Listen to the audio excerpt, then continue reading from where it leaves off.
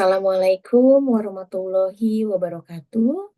Perkenalkan, nama saya Diana Septiani. Saya dari kelas manajemen 104. Pertama-tama saya ingin mengucapkan terima kasih banyak kepada dosen pengampu Bapak Joko Suharyanto sebagai dosen pengampu di mata kuliah Ekonomi Mikro. Di sini saya ingin mempresentasikan ujian akhir semester. Saya di sini ingin membahas tentang isu terkini yaitu kebijakan penghapusan utang macet UMKM. Kebijakan penghapusan utang macet bagi usaha mikro, kecil, dan menengah UMKM merupakan langkah yang diambil pemerintah untuk mendorong pemulihan ekonomi, khususnya pasca pandemi atau krisis ekonomi. Usaha mikro, kecil, dan menengah merupakan tulang punggung perekonomian Indonesia. UMKM tidak hanya berperan dalam menciptakan lapangan pekerjaan, tetapi juga berkontribusi besar terhadap produk domestik bruto (PDB). Banyak UMKM menghadapi kendala besar dalam mengelola keuangan, termasuk utang macet. Ini menjadi sebuah kebijakan yang dapat mempengaruhi ekonomi mikro, di mana dampaknya terasa langsung pada tingkat usaha kecil dan rumah tangga. Adapun kebijakan penghapusan utang macet UMKM ini, Bapak Presiden Prabowo Subianto menerbitkan peraturan pemerintah nomor 47 tahun 2024 tentang penghapusan piutang macet kepada UMKM. Kebijakan penghapusan tagihan utang macet ini kepada tiga bidang, yaitu yang pertama, pertanian, perkebunan, dan peternakan. Yang kedua ada perikanan dan kelautan. Dan yang ketiga ada usaha mikro, kecil, dan menengah atau UMKM. Kebijakan tersebut mempertimbangkan saran dan aspirasi banyak pihak, terutama dari kelompok-kelompok tani dan nelayan seluruh Indonesia. Keseimbangan pasar. Penghapusan hutang dapat mempengaruhi keseimbangan pasar untuk produk yang dihasilkan oleh UMKM.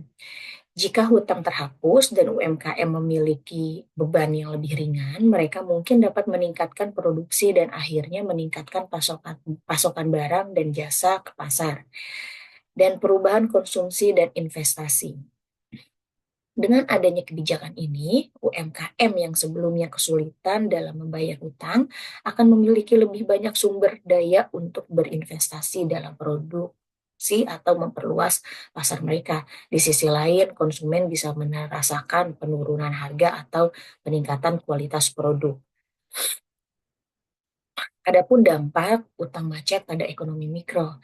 Yang pertama, meningkatkan daya beli konsumsi masyarakat, meningkatkan kemampuan masyarakat untuk membeli barang dan jasa sehingga yang pada akhirnya membantu pertumbuhan ekonomi.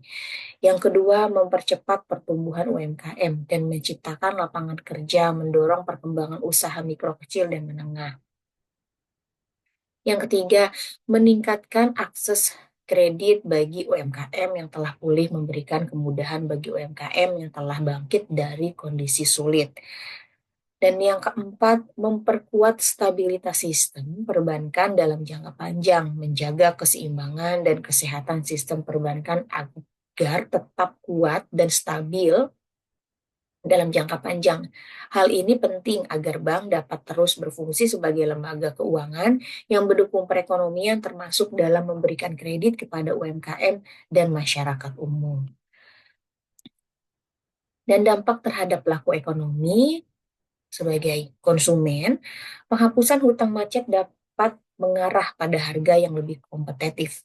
UMKM yang tidak lagi dibebani hutang mungkin dapat menurunkan harga atau memperbaiki kualitas produk mereka. Konsumen akan diuntungkan karena memiliki lebih banyak pilihan barang dan harga yang lebih terjangkau.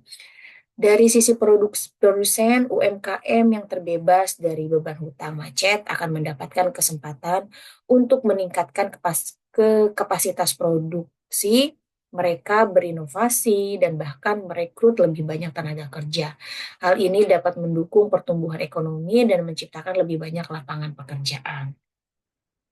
Dari sisi pemerintah, Di satu sisi, kebijakan ini bisa meningkatkan kinerja sektor UMKM dan menghasilkan penerimaan pajak yang lebih besar.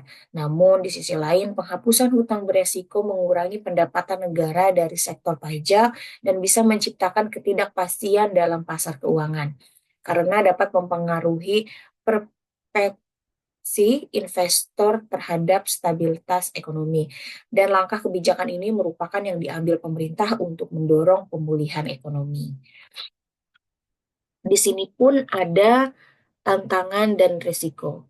Yang pertama adalah moral hazard. Moral hazard adalah jika banyak orang yang menganggap utang bisa dihapus atau dilunasi oleh pemerintah, mereka mungkin kurang disiplin dalam mengelola utang di masa depan. Ini adalah penyalahgunaan kebijakan. Dan yang kedua, ketergantungan pada kebijakan. Yang ketiga adalah distorsi pasar. Ada saran dan kebijakan. Saran kebijakannya adalah yang restrukturisasi utang yang berkelanjutan. Alih-alih menghapus utang, pemerintah dapat menawarkan opsi restrukturisasi utang dengan bunga rendah atau perpanjang jangka pembayaran. Ini akan memberi lebih banyak ruang bagi UMKM untuk beradaptasi tanpa harus menderita beban utang yang tak terbayar. Program pendampingan UMKM. Selain penghapusan utang, penting untuk memperkenalkan program pendampingan yang membantu UMKM mengelola keuangan mereka yang lebih efisien. Program ini bisa berupa pelatihan manajemen keuangan, penyusunan laporan keuangan yang transparan, dan perencanaan bisnis yang matang. Pemberian akses pembiayaan yang lebih mudah. Akses terhadap pembiayaan yang fleksibel dan terjangkau akan membantu UMKM berkembang tanpa terbebani dengan bunga utang yang tinggi. Kredit mikro atau program pembiayaan berbasis teknologi dapat menjadi pilihan yang relevan untuk sektor ini. Kesimpulannya, penghapusan untuk Penghapusan utang macet bagi UMKM dapat membawa dampak positif bagi ekonomi mikro dengan meningkatkan daya beli, daya asing, dan berkelanjutan usaha kecil. Namun, kebijakan ini harus diimbangi dengan program pendampingan dan penyuluhan agar UMKM tidak bergantung pada bantuan pemerintah dan bisa mengelola keuangan dengan lebih mandiri di masa depan. Kebijakan ini harus dilakukan secara hati-hati agar tidak menimbulkan distorsi dalam pasar atau menciptakan ketergantungan. Sebagai bagian dari solusi jangka panjang, penting untuk meningkatkan akses UMKM terhadap sumber pembiayaan yang berkelanjutan dan memperbaiki manajemen keuangan mereka. Ini ada sumber referensi dari Kementerian Koordinasi Bidang Perekonomian 2025, Laporan Keuangan BRI 2025, dan Teori Ekonomi Mikro, serta sumber referensi dari kompas.com dan CNN Indonesia. Selebihnya, kurangnya saya minta maaf sebanyak-banyaknya dan terima kasih banyak. Assalamualaikum warahmatullahi wabarakatuh.